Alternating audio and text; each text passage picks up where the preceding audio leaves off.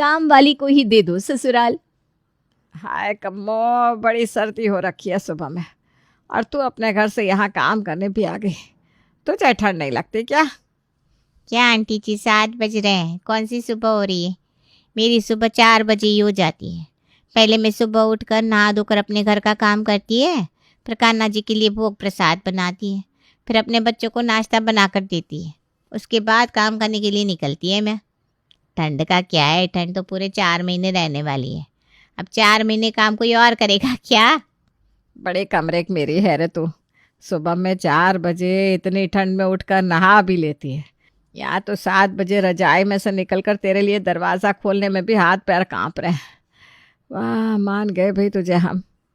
Aunty जी बर्तन तो निकाल के रखे हैं ना, मैं फटाफट पहले बर्तन कर देती है, उसके बाद झाड़ू पोछा लगाएगी। अरे तू ठहर जा, मैं तेरे लिए गीज़र ऑन कर देती हूँ। इतनी ठंड में बर्फ़ जैसा पानी आ रहा है, कैसे बर्तन धोएगी तू? आंटी जी ये गर्म पानी वाले चोचले ना बुरा मत मानना, आपके जैसे बड़े लोग करते हैं। हम लोगों को ठंडे पानी में काम करने की आदत होती है। अब आप विश्वास नहीं करेगी, सुबह 4:30 बजे ठंडे पानी में नहा कर आई लिए मैं। कुछ नहीं होता, आदत हो जाती है। और आप लोग ना पूरा दिन कंबल में बैठे रहते हो, इसलिए हाथ पैर जाम हो जाते हैं आप लोगों के। ठंड भी ज़्यादा लगती है। हम लोग दिन भर काम करते हैं, हाथ पैर चलते रहते हैं ना, तो शरीर में गर्मी भी बनी रहती है। इसलिए मेरे को तो ठंडे पानी में काम करने में कोई परेशानी नहीं है। आंटी जी आप अपने गीज़र को रहने दो, बिजली का बिल बचाओ, नहीं तो कल को कहोगे कम्मो तेरी वजह से लंबा चौड़ा बिजली का बिल आ गया रहा हमारा। फौलाद की है तो कम्मो मानना पड़ेगा तुझे। एक तू है और एक मेरी बहू है। उम्र में तुझसे 1-2 साल कम ही होगी वो, लेकिन उसकी हालत तो मेरे से भी ज़्यादा बुरी है। सुबह 9 बजे भी अपने कमरे में से कांपते हुए निकलती है। मैं सुबह चाय बनाकर ना दूँ तो उसकी हड्डियों में जान नहीं आती। कहती है मम्मी जी इतनी सर्दी में मेरे से उठा नहीं जाता। अब तू ही बता, 9 बजे कौन सी सुबह होती है? अरे छोड़ो ना आंटी जी, काम करने के लिए मैं है ना, फिर क्यों दीदी को आप सुबह सुबह उठाकर परेशान करती है? अरे नाजुक है वो, उनके मम्मी पापा ने ठंडे पानी में हाथ नहीं डालने दिया होगा कभी, उनसे कहाँ ठंड बर्दाश्त होगी। चलो आप ना बातों में मेरा टाइम वेस्ट मत करो, जल्दी जल्दी काम निपटाने दो। मेरे को 401 नंबर वालों के यहाँ भी जाना है। वो आंटी जी ना बड़ी खड़ूस है, थोड़ा से भी लेट हो जाए तो उनकी बड़बड़ चालू हो जाती है। हाँ हाँ तो कर लेना काम। चल अब तूने मुझे बिस्तर से उठा ही दिया है तो ला तेरे लिए 1 कप चाय बना दूँ। इतनी ठंड में तू काम कर रही है ना, तुझे देख देख कर मुझे सर्दी लग रही है। अरे रहने दो आंटी, क्यों मेरे को सिर पर चढ़ा रही है आप? कम्मो के मना करने के बाद भी शर्मिला रसोई में जाकर 2 कप चाय रख देती है और 1 कप कम्मो को पकड़ाकर उसके पास वहीं रसोई में खड़ी होकर बातें करने लगती है। शर्मिला को 25 साल की कम्मो बड़ी पसंद थी। उसकी चुस्ती फुर्ती, काम करने की स्पीड देखकर शर्मिला बड़ी खुश रहती। और सबसे बड़ी बात, कम्मो के अंदर किसी भी चीज़ को लेकर कोई लालच नहीं था। ना तो वो खाने पीने की चीज़ों को देखकर ललचाती और ना ही घर में रखे किसी कीमती सामान को। सिर्फ अपने काम से मतलब रखती, चुपचाप आती, काम करती और हाथ धोकर निकल जाती। कम्मो के जाने के बाद सुबह के 9 बजे शर्मिला की बहू सिम्मी उठी और हाथ मलते हुए सोफे पर जा बैठी। मम्मी जी अपने चाय पी ली क्या? सुबह उठकर मेरे तो जैसे हाथ पैर जाम हो जाते हैं, इतनी सर्दी पड़ रही है, बस लगता है कंबल में ही बैठे रहो। कम्मो आई थी क्या? ठंड ज़्यादा नहीं पड़ रही बेटा, काम चोरी मुंह लग गई है तेरे। अरे ऐसे भी कोई बर्फ़ नहीं गिर रही है कि 9 बजे भी तू बिस्तर छोड़कर उठ नहीं पा रही है। सुबह उठ के लोग भगवान का नाम लेते हैं और तू कम्मो कम्मो करने लगती है। और करेगी क्यों नहीं? अगर कम्मो नहीं आई होगी काम करने तो तुझे हाथ पैर हिलाकर काम नहीं करना पड़ जाएगा। सास की बात सुनकर सिम्मी का पारा गर्म हो गया। मम्मी जी आपके कहने का मतलब क्या है? मैं पूरा दिन घर में कोई काम नहीं करती? सारा काम आपकी वो काम वाली ही करके जाती है क्या? 24 घंटे में एक बार झाड़ू पोछा बर्तन करके जाती है, उसके बाद कौन पूरा दिन घर संभालता है, मैं या आपकी वो कम्मो? अरे रहने दे तू, इस जन्म में तो तू कम्मो जैसी ना बन पाएगी। तुझे पता भी है सुबह 4 बजे उठती है वो, ठंडे पानी में नहा कर अपने घर का सारा काम निपटाने के बाद हमारे घर काम करने आती है और हमारे घर से जाने के बाद भी चारों घरों में और काम करती है। ठंडे पानी में नंगे पाँव, तुझसे तो स्वेटर मोजा पहन कर भी घर के काम नहीं हो पाएंगे। माँ जी सर्दी के मौसम में सबको सर्दी लगती है। माना कि मैं सुबह जल्दी नहीं उठती हूँ, लेकिन वो सिर्फ इसलिए क्योंकि मैं जानती हूँ पापा जी और विवेक को शॉप के लिए 10:30 बजे निकलना होता है। मैं 9 बजे उठकर भी सबके लिए नाश्ता बनाकर टेबल पर लगा देती हूँ। मेरे लेट उठने से आपका कोई काम प्रभावित नहीं हो रहा, फिर आप क्यों मुझे बिना बात आने देती रहती हैं? कम्मो नौकरानी है माँ जी, मैं आपकी बहू हूँ। अब मेरा कंपैरिजन उससे कर रही है, हद हो गई अब तो। ला, इसमें कंपैरिजन जैसी क्या बात है? तू उसके साथ कंपेयर करने के लायक कहाँ है? अरे कहाँ वो मेरी कम्मो, और कहाँ तू एक नंबर की कामचोर। वो इतने सवेरे ठंडे पानी में काम करके गई और तुझे तो आटा गूंदने को भी गर्म पानी चाहिए। माँ जी, आपका कम्मो मंत्र पूरा हो गया तो अब मैं कुछ काम शुरू करूं? आपका दिन तो कम्मो कम्मो रटने से कट जाएगा, लेकिन सुबह उठने के बाद आपके ताने सुनने के अलावा और भी 420 काम मेरा इंतजार कर रहे होते। हाँ हाँ, पता है मुझे कितनी धरती धकेल रही है तू दिन रात। मम्मी जी को तो उस कम्मो के आगे कुछ नजर ही नहीं आता। काम वाली क्या बहू से बढ़कर हो गई? और सबसे बड़ी बात, बहू के साथ नौकरानी की तुलना कौन करता है? 2 दिन बाद। सिम्मे, आज क्या चाय नाश्ता नहीं बनाएगी? टाइम कितना हो रहा है पता भी है तुझे? मम्मी जी, मेरी तबीयत ठीक नहीं है, उठने की हिम्मत नहीं हो रही है। आप कम्मो से कहकर आज का खाना बनवा लो, मैं उसका हिसाब देख लूंगी। अरे कम्मो, तेरी भाभी की आज तबीयत सही नहीं है, इसलिए आज तू खाना बना कर जा। सिम्मी ने कहा है वो तेरा हिसाब कर देगी। ठीक है आंटी जी, मैं बना के जाएगी। कम्मो जल्दी जल्दी रसोई में जाकर काम निपटाने लगती है। आधे घंटे बाद। एक बार देख आऊं क्या बना रही है ये कम्मो। इससे पूछा भी नहीं कि क्या बनेगा। कम्मो तो पूछने भी नहीं आई कि क्या बनेगा, तो मैंने सोचा मैं जाकर खुद ही तुझे बता दूं कि खाने में क्या बनेगा। आंटी जी, अब आप आ गए हो बताने, मैं तो खुद ही फ्रिज में जाकर देख लिया। वो भी रखी हुई थी तो फटाफट काट के छौंक दी सब्जी, और इधर कुकर में दाल बना रही है। मैंने आटा भी लगा लिया है, बोलो तो रोटियां भी सेक कर चली जाओ। अरे कम्मो, बड़ी फुर्तीली है तू तो, आधे घंटे में सब बना भी दिया तूने। तेरी सास तो बड़ी खुश रहती होगी तेरे काम से। तू तो ऐसा लगता है बस काम को हाथ लगाती है और काम खुद ब खुद हो जाता है। आंटी, आप ना मेरे को चने के झाड़ पे मत चढ़ाओ। अब आप बताओ, अगर एक जगह खाना बनाने में 3 घंटा लगाएगी तो दिन भर में कितने घर का काम खत्म हो पाएगा मुझसे? ये झाड़ू पोछा खाना पीना, यही तो काम है मेरा, इसलिए पटापट कर लेती है मैं। लो, जिस खाने के लिए रोज घर में महाभारत छिड़ी रहती है, बहू ताने सुनाती है कि उसका पूरा दिन रसोई में बीतता जा रहा है, वो काम इस कम्मो ने आधे घंटे में निपटा दिया। माँ जी, कम्मो काम करके चली गई क्या? खाना बनाया ना उसने? हाँ भाई, दाल चावल सब्जी रोटी सब बना कर रख गई है। तेरी तरह नहीं है स्लो मोशन कि खाना बनाने में आधा दिन बिता दे। मशीन की तरह हाथ चलते हैं उसके, पलक झपकने से पहले सब काम निपटा के चली भी गई। देख ले बहू, कुछ सीख उस कम्मो से। जैसे तू काम करती है ना, उससे तो पूरा दिन मिलाकर भी घर के काम निपट नहीं पाते। और एक उस कम्मो को देख ले, अपने घर के साथ साथ 4 घरों का काम कर रही है, फिर भी बदन से फुर्ती कम नहीं होती उसकी।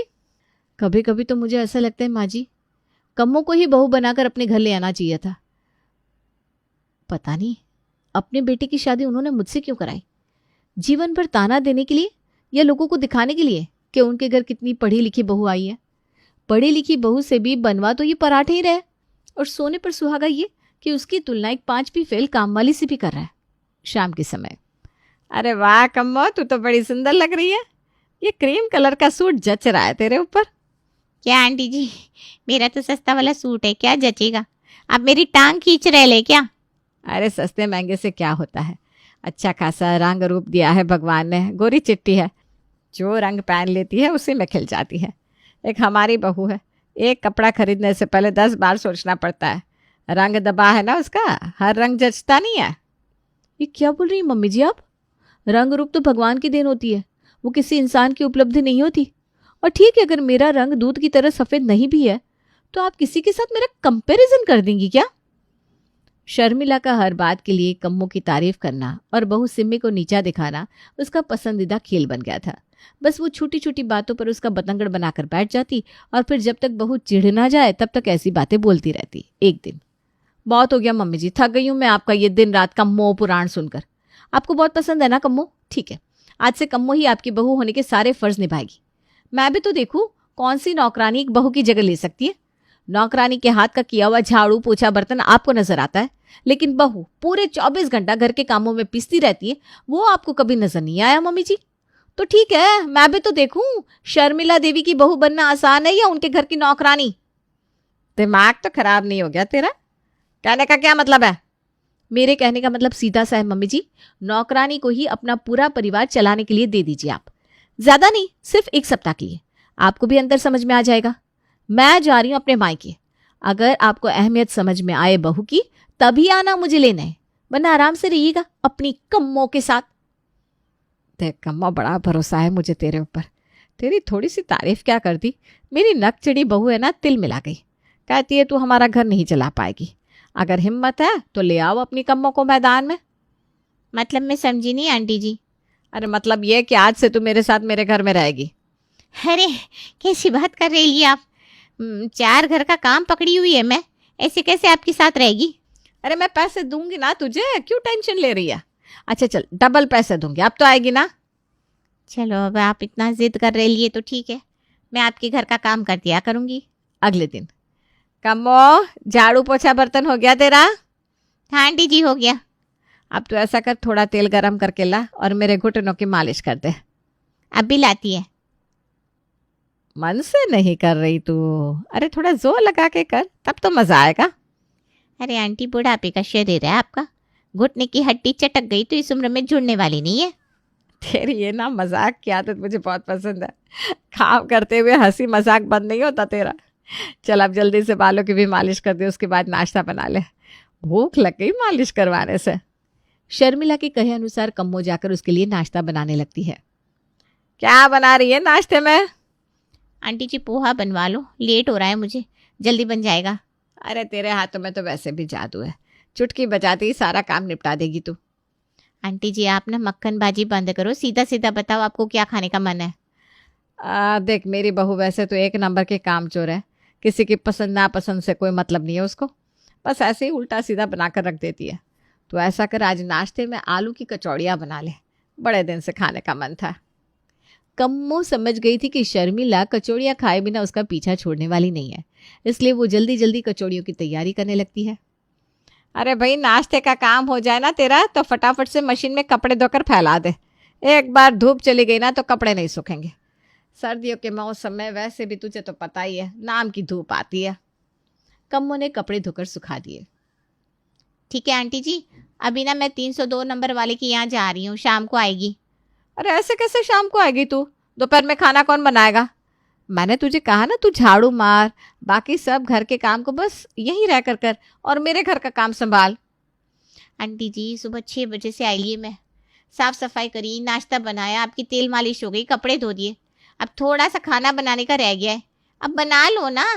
वैसे भी मेरे को थकान सी लग रही है, दिन के समय में मैं अपने घर जाकर आराम करती है, दोपहर में काम करने की आदत नहीं है मेरे को।